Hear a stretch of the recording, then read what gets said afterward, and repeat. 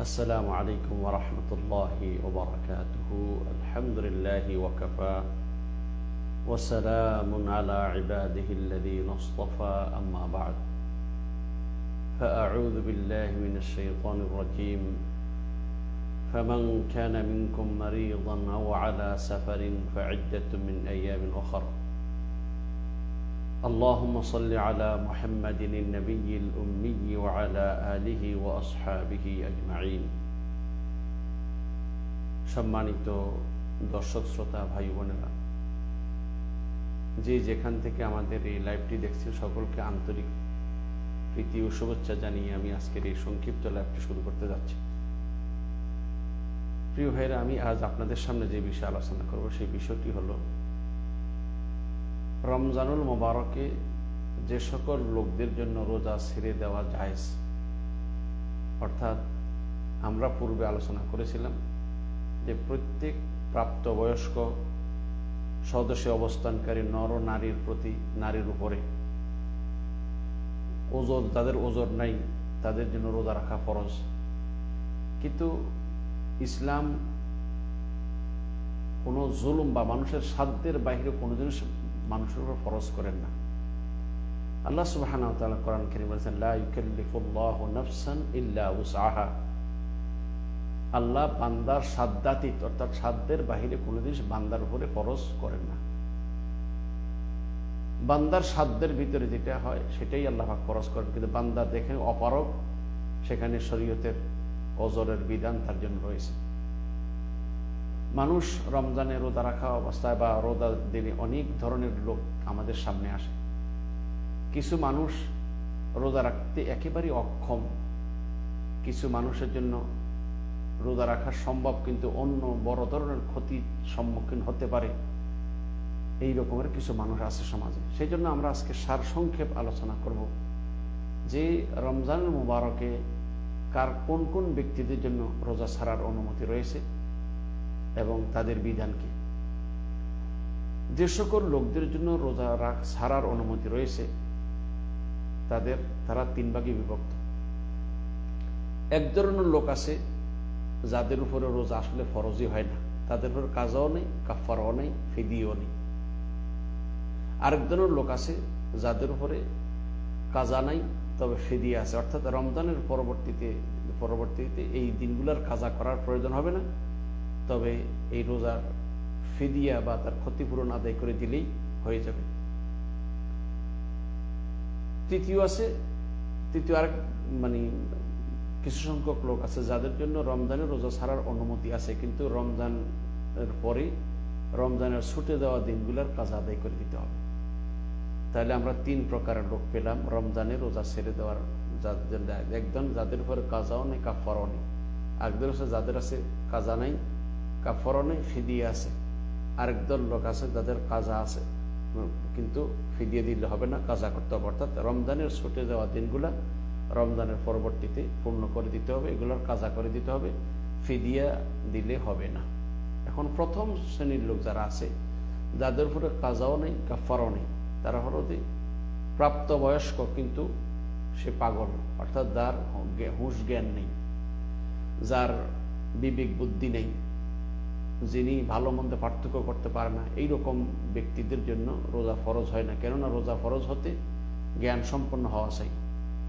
কিন্তু যারা পাগল, রমজানের আগ থেকে সে পাগল হয়ে আছে, তাহলে যেহেতু তিন ব্যক্তির জন্য শরীয়তের হুকুম, যাদের থেকে শরীয়তের কলম উঠিয়ে নেওয়া হয়েছে।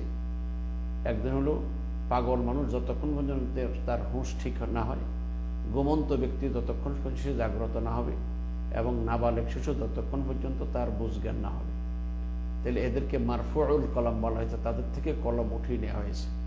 সুতরাং কোনো পাগল ব্যক্তি যদি রোজা না রাখে, বরং তারপর রোজা ফরজই হবে না, যেহেতু তার রোজা ফরজ ওয়াজিব কিছুই বুঝে না, সেই জন্য পাগলের উপরে, নাবালেগ শিশুর উপরে রোজা ফরজ হবে না। তবে পাগল ব্যক্তির পক্ষ থেকে তার অভিভাবকদের উপরে কোনো ফিদিয়া বা কোনো কাজা কাফারা দেওয়ারও প্রয়োজন নেই, কারণ এই লোকটির উপরে আসলে রোজা ফরজই হয়নি। দ্বিতীয় আরেক দল লোক যারা রমজানে রোজা রাখতে পারবে রোজা রাখতে পারতেছে না, মানে রোজা রাখা তাদের জন্য কঠিন বা রোজা রাখতে পারবে না, কিন্তু তাদের উপরে কাজা নেই, কাফফারাও নেই, শুধু ফিদিয়া আছে। এই সমস্ত লোকগুলা যেমন বয়স্ক লোক, আরেক দল হলো যে মানে এমন কঠিন রোগে আক্রান্ত যে রোগ থেকে মুক্ত হওয়ার সম্ভাবনা আর নাই। এবার আসুন, যে সমস্ত লোকগুলা বার্ধক্যজনিত কারণে রোজা রাখতে অক্ষম হয়ে গেছে, সে সকল লোকদের জন্য রোজা ছেড়ে দেওয়ার অনুমতি আছে, এবং তারা এই রমজানের পরে রোজার কাজাও করতে হবে না, এই রোজার কোনো কাফফারাও দিতে হবে না, বরং এই রোজার পরিবর্তে একজন মিসকিনকে খানা খাওয়াই দিতে হবে। এমনিভাবে যে সকল মানে লোকদের এমন মানে রোগে বা যে সমস্ত লোকের এমন রোগে আক্রান্ত হয়েছে যে রোগ থেকে মুক্তি পাওয়াটা কঠিন বা মুক্তি হওয়া সম্ভব নয়, যেমন কথার কথা অনেকেই দেখা যায় যে ক্যান্সারে আক্রান্ত, বা যে সমস্ত লোকদের ডায়াবেটিস হাই হয়ে গেছে, এটা কমছে না, কোনো মতেই ভালো হওয়ার সম্ভাবনা নাই, বয়সও বেশি হয়ে গেছে, রোগে এমনভাবে আক্রান্ত হয়েছে যেখান থেকে ভালো হওয়ার আশা করা যাচ্ছে না, এমন অসুস্থ ব্যক্তি, তাদের জন্য রমজান মাসে রোজা ছেড়ে দেওয়ার অনুমতি আছে। তবে এই রোজা ছেড়ে দেওয়ার কারণে রমজানের পরের দিনগুলোতে এর কাজ আদায় করতে হবে না, এর কাফফারাও দিতে হবে না, বরং এই রোজার ফিদিয়া আদায় করে দিবে। তাহলে যে সমস্ত ব্যক্তিরা রমজান মাসে অসুস্থ হয়ে অস্থায়ীভাবে অসুস্থ, যেমন কোন একজন ব্যক্তি হঠাৎ করে তার ডায়রিয়া দেখা দিল, অথবা হঠাৎ করে প্রচন্ড জ্বর আসলো, অর্থাৎ অন্য কোনো রোগ হঠাৎ করে দেখা দিয়েছে, এই লোকটা রমজান মাসে অসুস্থতার দিনগুলোতে ওষুধপত্র সেবন করবে এবং খাওয়া দাওয়া করে সুস্থ হওয়ার চেষ্টা করবে, কিন্তু রমজান মাস চলে যাওয়ার পরে এই রমজানে যে কয়দিন রোজা তার ছুটে গেছে, সেই ছুটে যাওয়া রোজাগুলোর কাজ আদায় করে দিতে হবে, সেখানে ফিদিয়া দিলে হবে না, এটা মনে রাখতে হবে। তাহলে বোঝা গেল যে সমস্ত লোকেরা অসুস্থ মানে বার্ধক্যজনিত কারণে রোজা রাখতে অক্ষম হয়ে গেছে, সেই সকল ব্যক্তিদের উপর রোজা পড়া, কারণ রোজা রাখতে পারতেছে না, তারা অক্ষম হয়ে গেছে, এ সকল লোকদের জন্য রোজা ছেড়ে দেওয়ার অনুমতি আছে। তবে তাদেরকে রমজানের পর রোজার কাজ আদায় করতে হবে না, কিন্তু রোজার ফিদিয়া আদায় করতে হবে। এমনিভাবে যে সমস্ত লোকেরা কঠিন রোগে আক্রান্ত হয়ে রোজা রাখতে অক্ষম হয়ে গেছে এবং তার এই রোগ থেকে মুক্তি লাভের সম্ভাবনা নাই, এমন সব ব্যক্তিদের জন্য রমজান মাসে রোজা রাখা জরুরি না, রোজা ছেড়ে দিতে পারবে, কিন্তু এই সকল ব্যক্তিরা রমজানের পরে আর রোজার কাজাও করবে না, বরং এই রোজা ছেড়ে দেওয়ার কারণে তাদেরকে ফিদিয়া আদায় করতে হবে। তবে যে সমস্ত মানুষগুলা রমজানের মাসে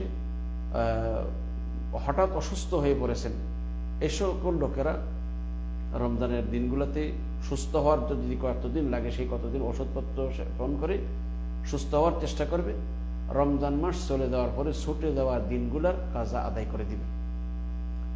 এমনিভাবে মহিলাদের সবাই আমাদের মুসলমানদের আমাদের জানা আছে, মহিলাদের মাসিক একটা অসুস্থতা থাকে, এই অসুস্থতার সময় তারা রোজা রাখবে না, বা কোনো মহিলার যদি বাচ্চা প্রসব হয়, তাহলে বাচ্চা প্রসব হওয়ার পরে তার রক্ত বন্ধ হয়ে পবিত্র হওয়া পর্যন্ত এই সময় সে রোজা রাখবে না, কিন্তু রমজানের পরে এই ছুটি দেওয়া দিনগুলোর কাজা আদায় করে দিতে হবে। এখন আমাদেরকে যে বিষয়টা জানা দরকার যে ফিদিয়া যেটা আছে, ফিদিয়াটা কি করবা, অর্থাৎ কোনো ব্যক্তি যদি কি বার্ধক্যজনিত কারণে অক্ষম হয়ে রোজা রাখতে না পারে, অথবা কঠিন রোগে আক্রান্ত হয়ে রোজা রাখতে অক্ষম হয়ে যায়, এমন ব্যক্তিরা ফিদিয়া দিতে হবে। কিভাবে ফিদিয়া দিবে? তার জবাব হলো, প্রত্যেক ব্যক্তিকে একজন মিসকিনকে একবেলা খেতে দিতে হবে, অর্থাৎ এক রোজার পরিবর্তে একজন মিসকিনকে একবেলা খেতে দিতে হবে। আর এটা যদি সে রমজান মাসেও করতে চায় যে আমি কোনো একজন ব্যক্তিকে প্রতিদিন একবেলা খাবার দিলাম, অথবা কোনো একজন ব্যক্তি প্রতিদিন একজন গরিব মানুষকে আপনি রেখে দেন যে প্রতিদিন তুমি আমার সাথে একবেলা খানা খাবা, রাতের বেলা দেখুন সেহরি হোক মানে, অথবা প্রথম রাত্রে খাবার হোক, ইফতারি খাবার খেয়ে নিল, এটাও করতে পারেন। অথবা 30 দিনের রোজার পরিবর্তে 30 বেলা খাবারের, যেমন চাল ডাল মাছ এইরকম কিছু কিনে কোনো গরিবকে দিয়ে দিন, যে ঠিক আছে তুমি প্রতিদিন এসে আমার এখানে খেতে তোমার কষ্ট হবে, চাই তুমি এগুলো নিয়ে খাওয়া দাওয়া করো, তোমরা 30 বেলার খাদ্য 30 জন ব্যক্তিকে এক বেলা খাওয়াইতে যেতটুকু লাগে, অথবা একজনকে 30 বেলা খাওয়াইতে যেতটুকু লাগে, অতটুকু পরিমাণ খাদ্য তাদেরকে দিয়ে দিবে, তাহলে তারা নিজের বাসায় পাকাইয়ে খাবে। এতে করে আপনার 30 দিন রোজার ফিদিয়া আদায় হয়ে যাবে। তবে কেউ যদি মনে করে যে আমি একবারে রমজানের পরবর্তীতে আদায় করবো, সেও করতে পারে। রমজানে রোজা রাখতে পারেনি, কাউকে এরকম পায়নি, তাহলে রমজানের পরে এইরকম কোনো একজন গরিবকে 30 বেলা খাওয়াই দিল, অথবা 30 জনকে এক বেলা খাওয়ালো, এটা তার অবস্থার পরিপ্রেক্ষিতে সে নির্ণয় করবে। তবে প্রতি রোজার পরিবর্তে এক বেলা একজন মিসকিনকে এক বেলা খেতে দিতে হবে, এটা নিশ্চিত। তারপরে আমাদের যে বিষয়টা জানতে হবে যে মহিলারা বা কেন বলতেছে, যদি মাসিক অবস্থায় যে রোজাগুলা ছেড়ে দেয়, অনেকেই হয়তো বা রমজানের পরে মনে মনে ভাবেন যে আমি এটা ফিদিয়া আদায় করে দিব। না, তাদের ফিদিয়া দিতে হবে না, যেহেতু তারা সুস্থ। হ্যাঁ, অস্থায়ীভাবে তারা অসুস্থ ছিল, অস্থায়ীভাবে তাদের জন্য রোজা ছেড়ে দেওয়ার অনুমতি ছিল, কিন্তু এই অসুস্থতার ছেড়ে দেওয়ার পরে তারা আবার পূর্ণ সুস্থ হয়ে যাওয়ার পরে তারা আবার রোজা রাখতে সক্ষম। সুতরাং তাদেরকে ফিদিয়া আদায় করলে হবে না, বরং তাদের জন্য ওয়াজিব হলো রমজানের পরে ছুটে যাওয়া রোজারগুলোর কাজা আদায় করে দিতে। প্রিয় ভাইদেরকে বলবো, এই মাসালাগুলো আমাদেরকে অবশ্যই ভালো করে জানতে হবে। কারণ আমরা অনেকেই রোজা, ওই টাকা পয়সা আছে আলহামদুলিল্লাহ, আর্থিক সচ্ছলতা আছে, সেই জন্য আমরা কি করি, ফিদিয়া দিয়ে দিতে চাই না। এটা হবে না, বরং আপনাকে অবশ্যই রোজা রাখতে হবে, যেটা আপনার উপরে ফরজ করা হয়েছে, এটা আপনাদের মনে রাখতে হবে। আর অস্থায়ী অসুস্থতা যারা আছে তারা রমজানের পর অবশ্যই তার রোজা আদায় করে দিবে, কোনো মতেই এটা রোজা ছাড়া তার জন্য জায়েজ হবে না। এই 2-3টা মাসালা আপনাদেরকে বললাম, আশা করি কথাটা বোঝার চেষ্টা করবেন। এবার অসুস্থতার ক্ষেত্রে আপনাদেরকে একটা মাসালা আমাদেরকে মনে রাখতে হবে, এই মাসালাটা জানা দরকার। হঠাৎ অনেকজনের রোজা রমজানে অসুস্থ হয়ে গেছে, এখন সে রোজা রাখতে পারতেছে না, তার কি করণীয় কি, এটা সম্পর্কে আমাদেরকে একটু বাড়তি জানা দরকার। রোজাদারের জন্য 3টা অবস্থা মনে রাখতে হবে।